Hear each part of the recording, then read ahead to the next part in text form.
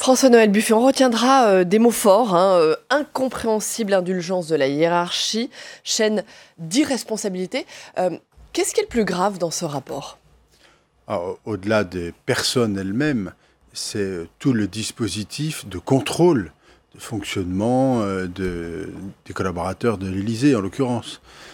Pourquoi, lorsqu'on termine sa fonction, on ne rend pas immédiatement ses passeports et on se rend compte 3 mois plus tard qu'ils sont encore dans la nature. Pourquoi un téléphone crypté, ultra sécurisé, on ne le retrouve pas pendant un mois, on ne sait pas où il est, mais on ne s'interroge pas. Pourquoi, lorsque l'on recrute un collaborateur, on ne vérifie pas s'il n'y a pas des problèmes de conflit d'intérêts? A-t-il des activités autres que celles pour lesquelles il prétend travailler? Si on avait fait ces déclarations à la Haute Autorité sur la transparence de la vie publique, eh bien, on se serait aperçu de ce risque-là avec M. Benalla en la circonstance. Pourquoi, lorsque l'on demande 3 fois un port d'armes qu'il est refusé, eh bien, il faut une insistance élyséenne pour obtenir ce port d'armes, alors même qu'on n'y a pas droit? Pourquoi, dans une fiche de poste, on vous dit que vous avez une mission de sécurité, alors même que la protection du président de la République bénéficie d'un service spécialisé et qui s'occupe de lui et dont c'est le métier? C'est tout ce système-là qui est tout à fait étonnant. Pourquoi, lorsque M. Benalla, par exemple, voyage plus de 23 fois entre le 1er août et le mois de décembre, on sait qu'il n'a pas rendu ses passeports, le Quai d'Orsay vous dit, on ne peut pas récupérer le passeport. Pourquoi on n'avertit pas la PAF, la police de l'air des frontières, pour dire attention? C'est tout cela qui est incroyable. Vous avez des mots très très durs, vous dites l'exécutif a été en dessous de tout dans cette affaire. Oui, je le pense, sincèrement, nous sommes au plus haut niveau de l'État, dans un lieu qui doit être exemplaire, parce que c'est lui qui donne la confiance. C'est lui qui inspire le respect. Lorsque l'Élysée dit quelque chose, c'est parole de vérité. Et ça doit être parole de vérité. Et donc on attend que dans son organisation, on ait cette excellente vertu qui est celle de les qualités supérieures de la vérité, de la sincérité, que les choses soient claires. Jusqu'où ira cette affaire ? Philippe Bas, le président de la Commission des lois, a clairement demandé hier au procureur d'ouvrir une enquête. Il y a parjure pour vous, il faut ouvrir une enquête, il faut de nouvelles poursuites judiciaires. En toute hypothèse, il faut qu'on saisisse le procureur de la République. Après, le procureur de la République décidera, puisqu'il conserve l'opportunité des poursuites.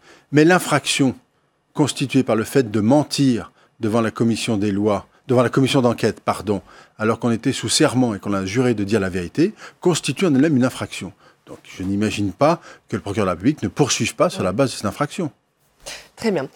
Alors, l'autre aspect, bien sûr, c'est l'aspect politique. On va en parler, et une sorte de nouveau bras de fer qui naît entre le Sénat et l'exécutif et l'Élysée et Emmanuel Macron. La réplique hier à ce rapport de l'exécutif n'a pas tardé. Benjamin Griveaux, le porte-parole du gouvernement, a parlé de contre-vérité. La garde des Sceaux, Nicole Belloubet, juge, elle, que le principe de séparation des pouvoirs n'aurait pas été respecté par les sénateurs, par la commission d'enquête. Hier soir, seule concession, l'Élysée a parlé d'un manque de clairvoyance et donc on le voit, un nouveau bras de fer qui s'ouvre entre l'exécutif et le Sénat. C'est un sujet de Fabien Recker. En toile de fond de l'affaire Benalla, l'exécutif a engagé un bras de fer avec le Sénat. Pour l'Élysée, les travaux de la commission d'enquête ont une visée politique et une cible, Emmanuel Macron. Ils veulent un responsable, il est devant vous, qu'ils viennent le chercher. Et ce responsable, il répond au peuple français et au peuple souverain.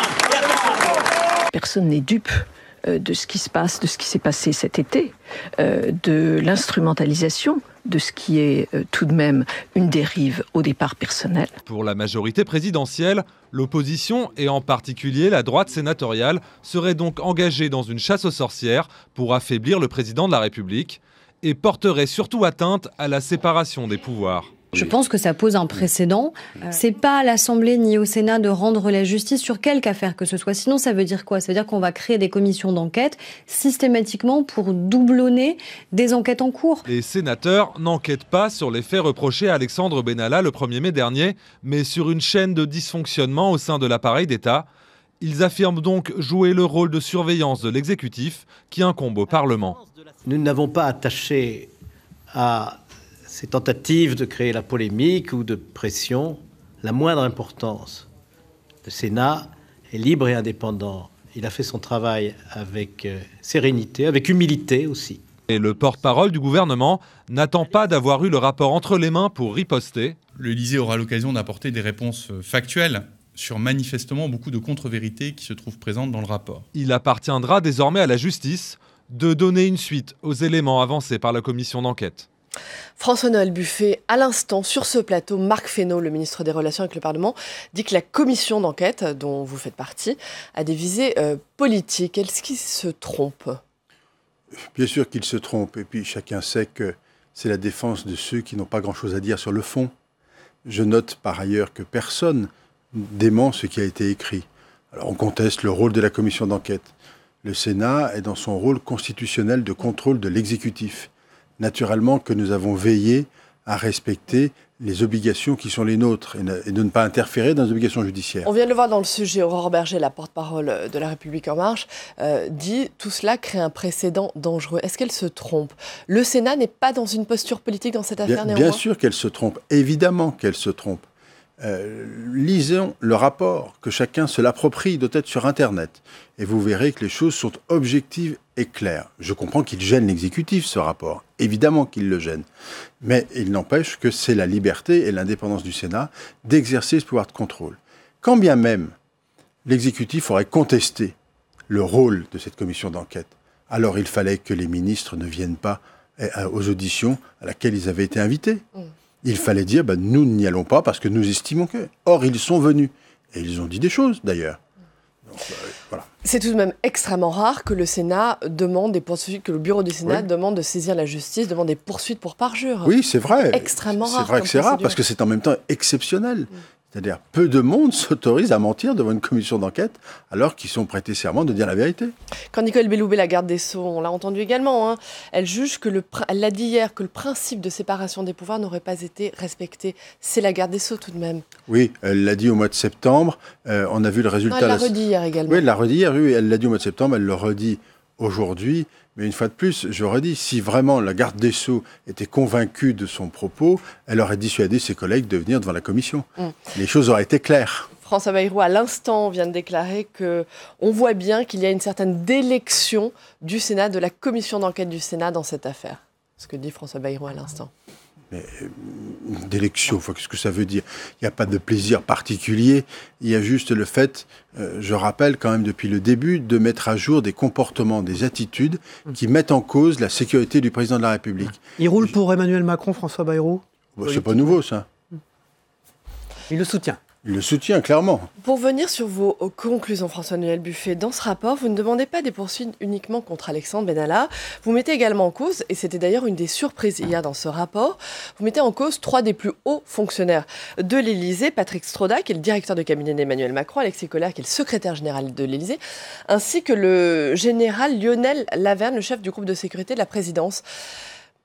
C'est toute la Macronie qui est en cause. Alors, il y a un degré en réalité entre ce que l'on demande à l'égard de M. Benalla ou de M. Kras parce que le parjure est établi, à l'égard des 3 autres, c'est parce que la commission a constaté qu'il y avait une distorsion entre les déclarations qui ont été faites devant elle et la réalité des faits, et notamment sur le rôle de M. Benalla au sein de l'Élysée dans sa mission de sécurité. Et ce que dit la commission, elle interroge le procureur de la République, s'il se saisit, de savoir si dans ce cas-là, le fait de ne pas dire les choses constitue en soi le fait d'un mensonge par omission. Donc le degré d'affirmation de la commission est moindre tout de même, mais le constat est là.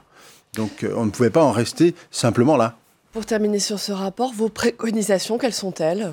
Il y a 13 propositions qui sont faites par la Commission, avec une volonté de transparence dans le recrutement des personnels, de façon que les choses soient parfaitement claires au même titre que pour les fonctionnaires. Il faut que ce soit parfaitement clair pour les cabinets, qu'on s'attache de savoir s'il y a des conflits d'intérêts possibles, si les compétences retenues pour occuper le poste sont bien celles de la personne qui est candidate, que l'on contrôle également le retour des passeports ou le fait de rendre les passeports ou les téléphones que vous avez à votre disposition dans le cadre de fonction, que les choses soient clairement faites au moment du départ du collaborateur, et évidemment que l'État, et notamment le Quai d'Orsay et le ministère de l'Intérieur sur cette affaire de passeport, se mettent d'accord sur un plan technique, parce qu'on a constaté qu'il y avait aussi de ça. C'est ce type de mesures dont nous avons besoin.